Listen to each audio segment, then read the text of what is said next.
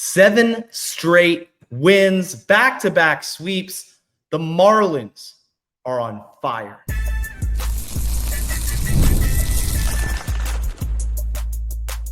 You are Locked On Marlins, your daily podcast on the Miami Marlins. Part of the Locked On Podcast Network, your team every day.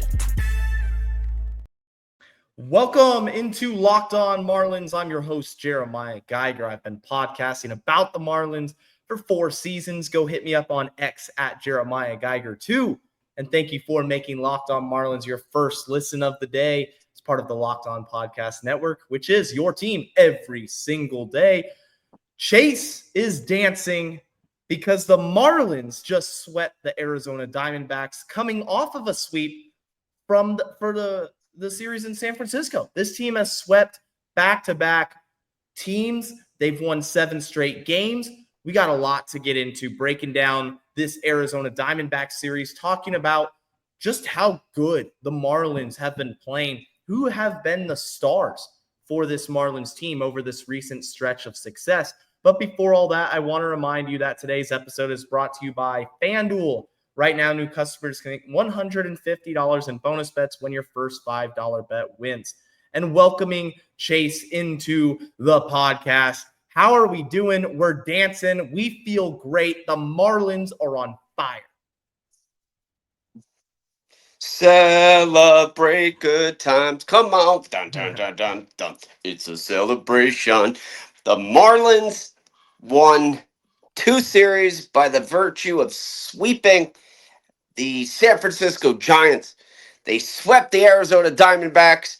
They cleaned out the West Coast. And for the first time in franchise history, a 6-game road trip sweep.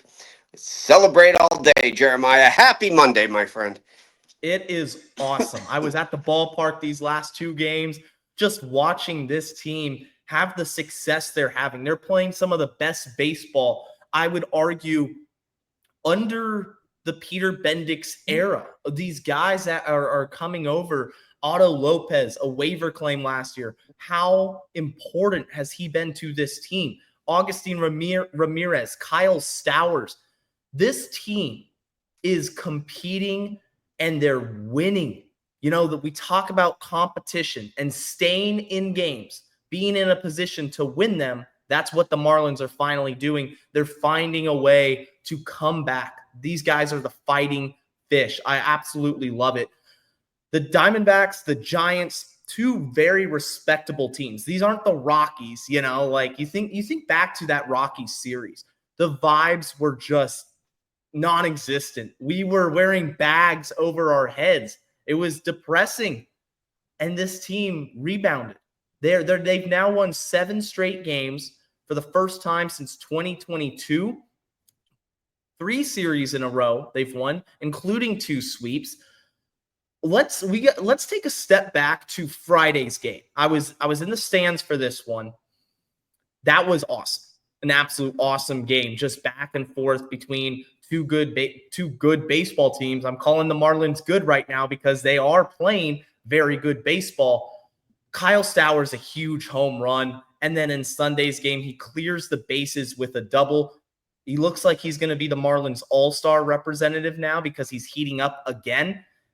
And for all the fans that were wondering, oh, was it just a flash in the pan? Kyle Stowers started off hot, but he's regressing back to the mean. He's not a good ball player. You're wrong. Kyle Stowers is here to stay, folks.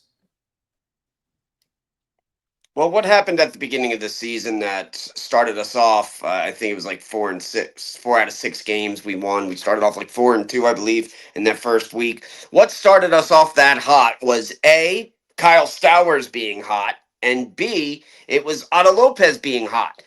So when those 2 guys are a driving force of this lineup that they have going on, they think they've used it 4 times or 5 times, an actual same lineup over the last couple weeks. It's a winning lineup, and these players are hot. And did you take the swimming lessons over the weekend from Dane Myers? Because I feel like jumping in a pool. I got the swimming lessons on how to steal a base. It was an overall team win. You mentioned the names, and we just did Otto Lopez. We mentioned the name Kyle Stowers. We mentioned Dane Myers, Agustin Ramirez. You could really go down the whole thing. It was really funny because Jesus Sanchez, I think, is the only player over the last couple games or week or so that didn't get an RBI.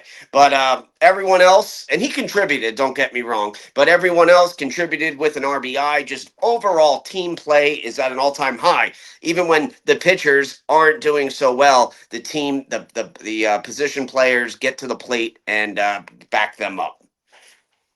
Yeah, I mean that's what it is. It's team success. It's not just one guy or two guys finding individual success. Like we've seen that happen before. We've seen that over the last decade.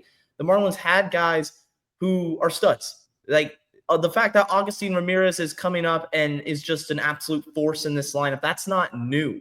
The Marlins had Giancarlo Stanton, Christian Yelich. We've had guys, but what's happening now is this team of underdogs.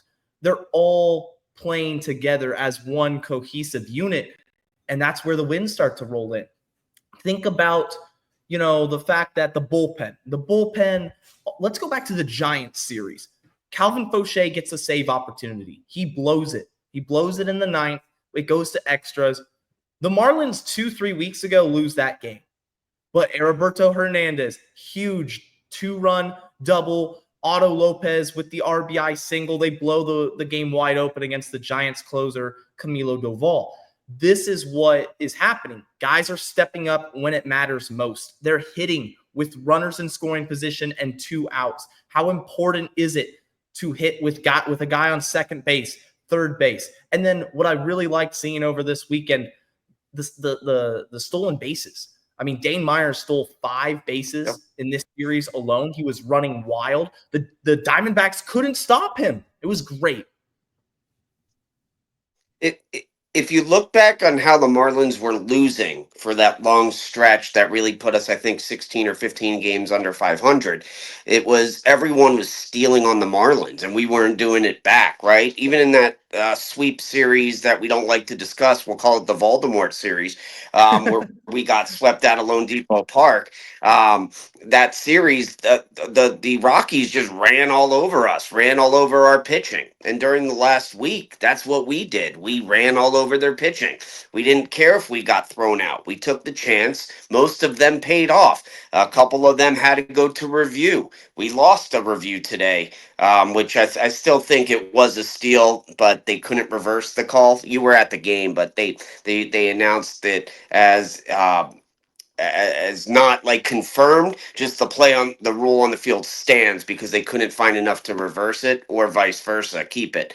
But ultimately it came to the call on the field. That was the Otto Lopez steal, I believe. But for the rest of the series, the Marlins are running. They're creating runs. Dane Myers in the top of the ninth yesterday created his own run to get in to tie the game. Friday night versus the Diamondbacks, you had, I think it was Phillips, come in the bottom of the ninth and load the bases, and luckily he got out of it. I think that was bad managing by Clayton McCullough, to be honest. He should have been pulled after the bases were loaded, not given that opportunity to give up the game. He just really got lucky, I think. But going into Saturday, we won a different way. Going into Sunday, we won sort of like Saturday, just a little bit earlier. I think Kyle Seeloff said it perfectly. Of course, he wasn't calling the series, getting the week off. He called it perfectly. He said, if you let this team stay in games, which the Diamondbacks and Giants both did, if you let them stay in games and give them that opportunity to come back, they never quit. As Dane Myers, and I'll quote Dane, we are the fighting fish that is standing, unquote. He said that yesterday in his interview. Yeah, no, I mean, Dane Myers was huge in this series. Going back to that stolen base, it was almost a deflating caught stealing, given the situation that the Marlins were in. It was Javier Sanoja, not Otto Lopez. Sanoja, and from the press box, I'm looking at the video board. It looked like his cleat was on it. In fact, the Diamondback media member next to me, he said he's safe. And I was like, yeah, I mean, he looks like he's safe. And the call stood. But they didn't let that one call determine the outcome of the game. That's what I love about how they're playing right now. After this break, we're gonna do a quick ad and then continue talking about this series against the Diamondbacks, 7 straight wins, and look at it from a bird's eye view, just how good the Marlins are playing right now and what we expect from them moving forward. That's coming up right after this. And this episode is brought to you by FanDuel. Summer sports are in full swing, and whether you're all about baseball under the lights, golf on the green, or high-stakes soccer action, FanDuel is the best way to make every game even more exciting. You're already following the action, so why not make it a little more thrilling? With FanDuel, you can get in on the game while your friends are getting sunburned at the beach. FanDuel, you can track your favorite matchups. The app is going to keep it fresh with new daily promotions and fun ways to bet. It's easy to use, fast to pay out, and it makes those regular season games feel like must-watch events. Whether you're placing a same-game parlay or you're watching a bet right into the 9th inning, FanDuel makes it feel like you're part of the action. When it comes to those bets in the 9th inning, I advise you, do not bet against the Marlins. If you're new to FanDuel, new customers can bet just $5 and get $150 in bonus bets if your first bet wins. Open the FanDuel app today or visit FanDuel.com to get started. Second segment with Loud Miami Fan, and we're discussing this awesome series win against the Diamondbacks. 7 straight wins. They swept the Giants. They swept the D-backs. Let's keep the good times rolling, Chase. Let's keep winning because winning is fun. And I'm just sometimes I just sit back and I'm just so happy with the product on the field that the Marlins are putting out there. I look at this young core, and there are some players that are going to be here for a while and that aren't just placeholders. Sometimes in a rebuild, you think about placeholders, guys that are just there to fill up a roster spot, and you know they're not going to be part of the next Marlins core, the next competitive team. But I look at someone like Agustin Ramirez, Kyle Stowers, Otto Lopez. Why wouldn't they be part of this Marlins core? This is a developmental year. The wins are great, but the team probably isn't going to buy at the deadline. They're still 8 games under 500, but they're a game back of the Braves. But this core is producing, and that's what I love to see. It's not just, a cheap win here. You squeak by 3-2. No, they're blowing the doors off of opposing bullpens right now. They are putting runs up in bunches. Ramirez, you don't want to face Agustin Ramirez. The Diamondbacks intentionally walked him on Sunday. Kyle Stowers, yeah, he was through a slump, but he broke out of it, and now he's an absolute force at the plate, and Otto Lopez is playing out of his mind. Those players that you've mentioned are leading the way, are the catalysts, and you got to throw Dane Myers in there. That's right. You can't tell I'm a big Dane Myers fan, but you got to throw Dane in creation of some offense here. He's batting .299. He didn't have the most hits over the last week, but he did win basically, or tie at least game 2 of the series. I do want to point out that Derek Hill is coming back, so this team's not even at 100%. You mentioned place fillers. I think Derek Hill was brought in as a place filler, and he's not even on the roster. He's coming back up. Probably a Winkler is going to be sent down for him.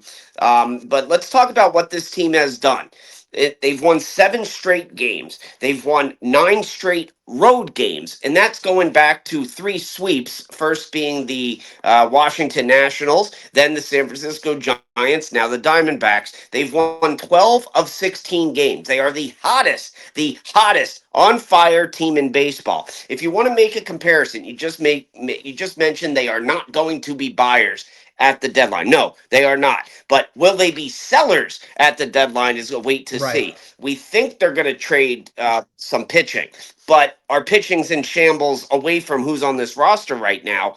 So can they afford to get rid of, or not get rid of, but trade a Sandy, trade a Cabrera? Will Sandy get back the return? I don't think so after his Saturday start. But we'll wait and see. if you want to make a comparison, I think the Fish on First team did a great job with Eli spitting numbers, and he was great on your show. For those listening, go back to the YouTube and the podcast. Listen to last week's episode with Eli Sussman and Jeremiah. It was great. Eli did mention that we are on pace, I think, one game behind where the Detroit Tigers were at this point last year. A team just has to get hot, and they were not buyers or sellers. Actually, they were sellers at last year's deadline, but they were not buyers.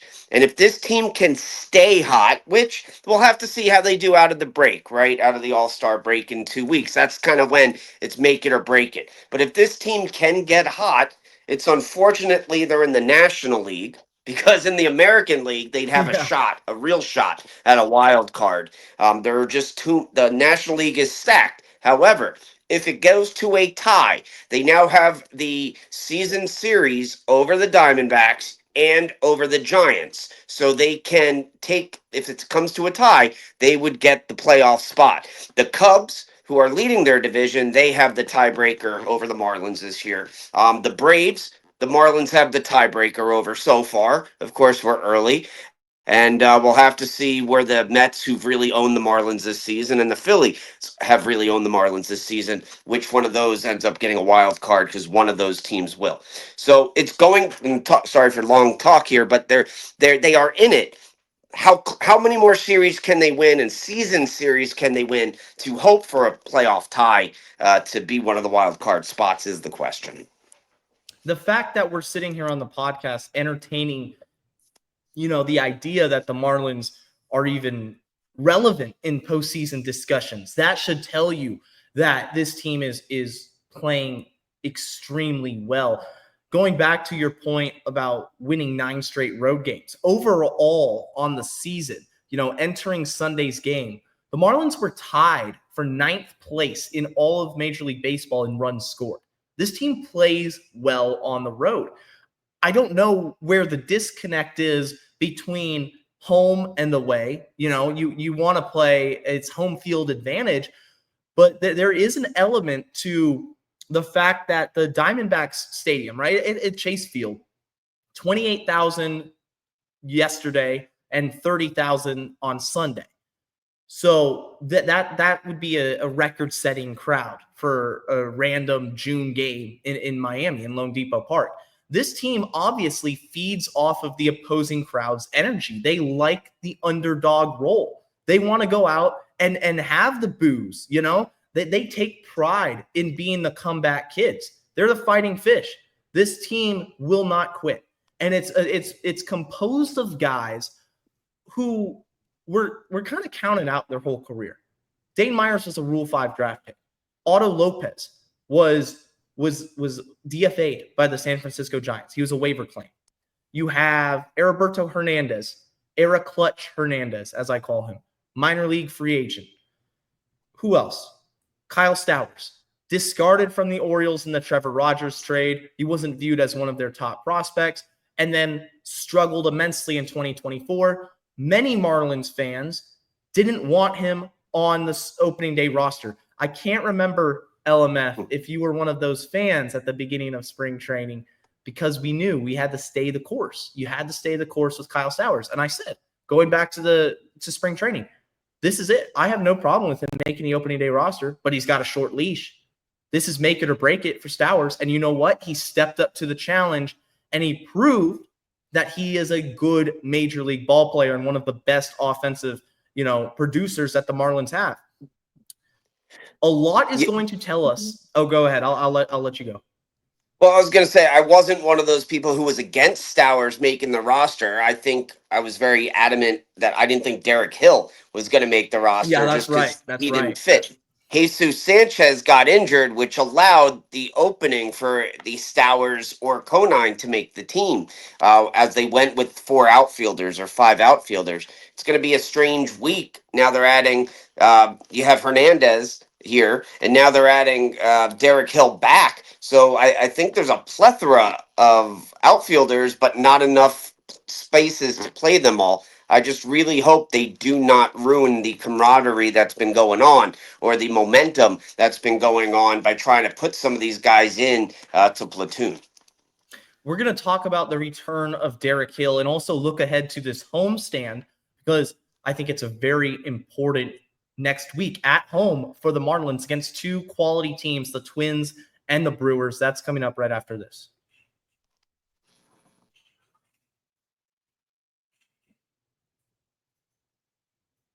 Make sure you're subscribed to the YouTube channel. It helps me out a lot on the YouTube page. And also remember that Locked On Marlins, Monday through Friday, Spotify, Apple, Amazon Music, wherever you get your podcasts, you can find Locked On Marlins.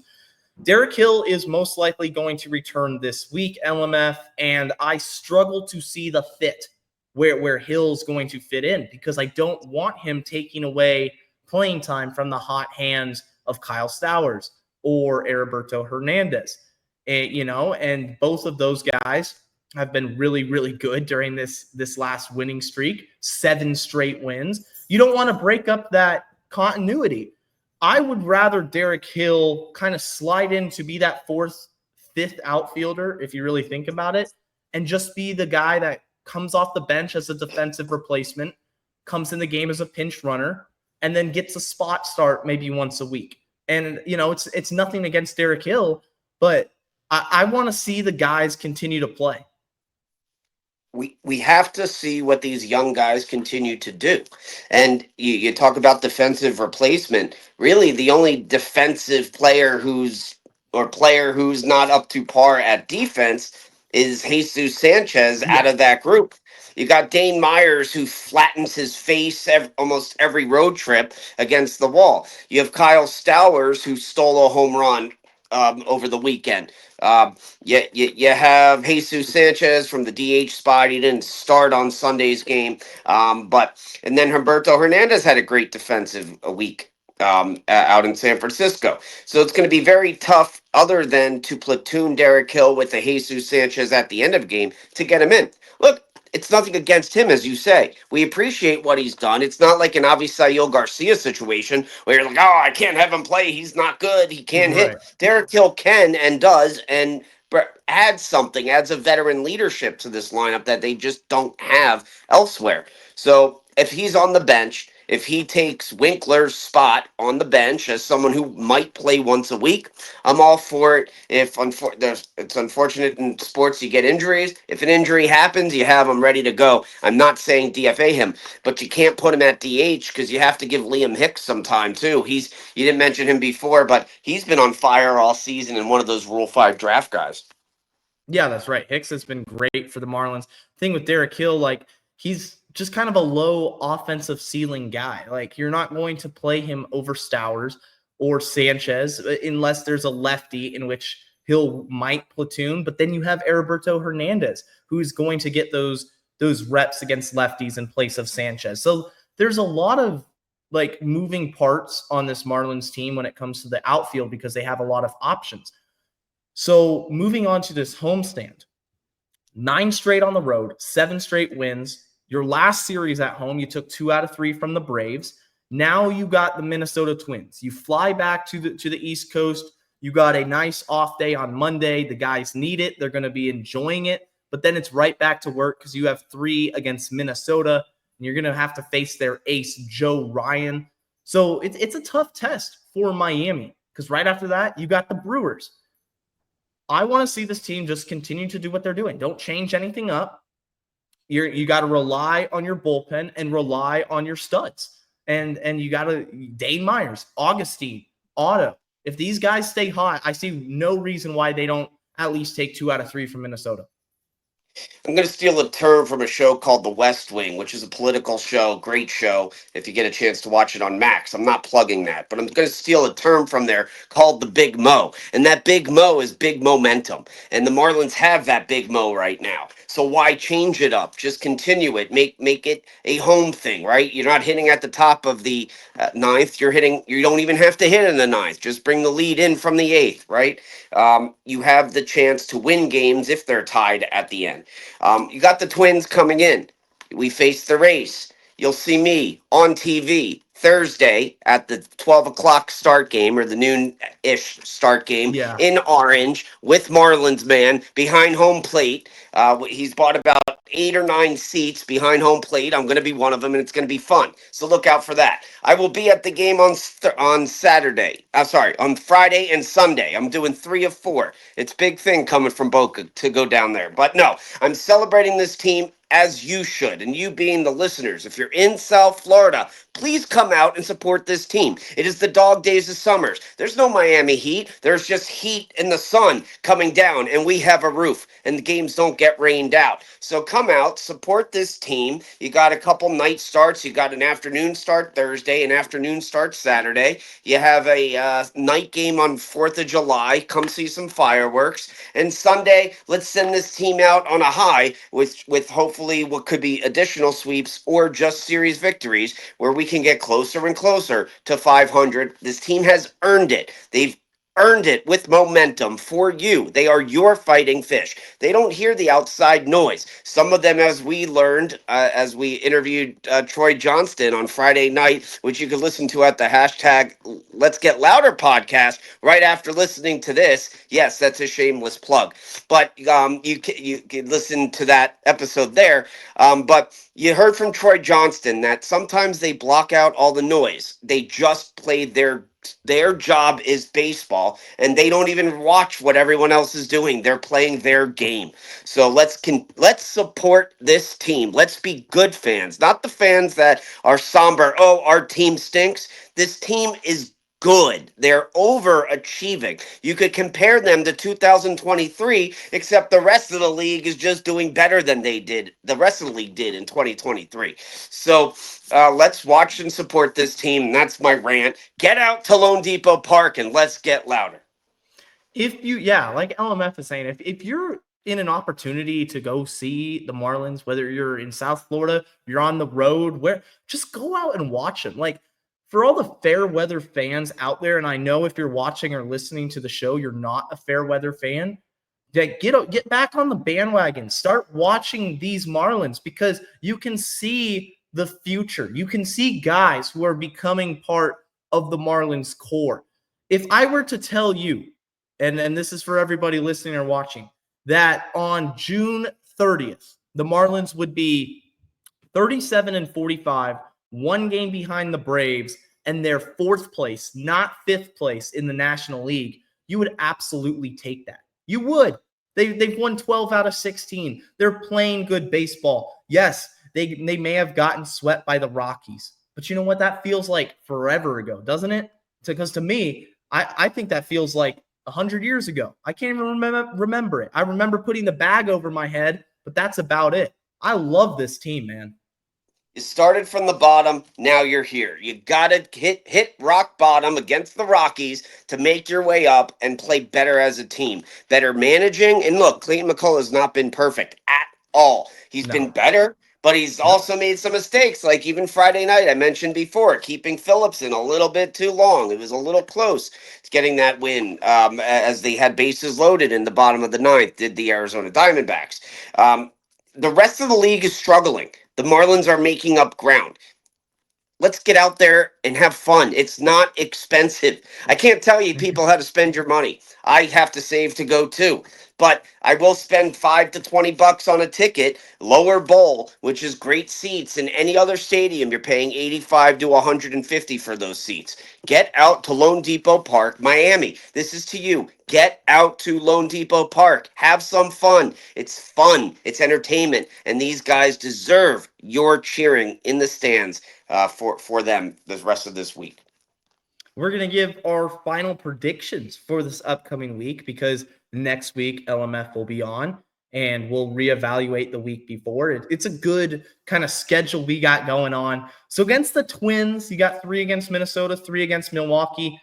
Keep it going. The Big Mo, as LMF said. I love that. The Big Mo. Marlins win 2 out of 3 from Minnesota. Then they go to Milwaukee and they sweep the Brewers. And now the rest of MLB starts noticing. And instead of 50,000 Shohei Ohtani posts, we get a Ronnie Enriquez post. We get an Otto Lopez post. And this team The vibes are going to be immaculate. It's going to be July 4th this upcoming week, the celebration of our country's birth, and we're celebrating the Marlins' rebirth into a team that we all love. They're fighters. They do not quit, and you should love them too.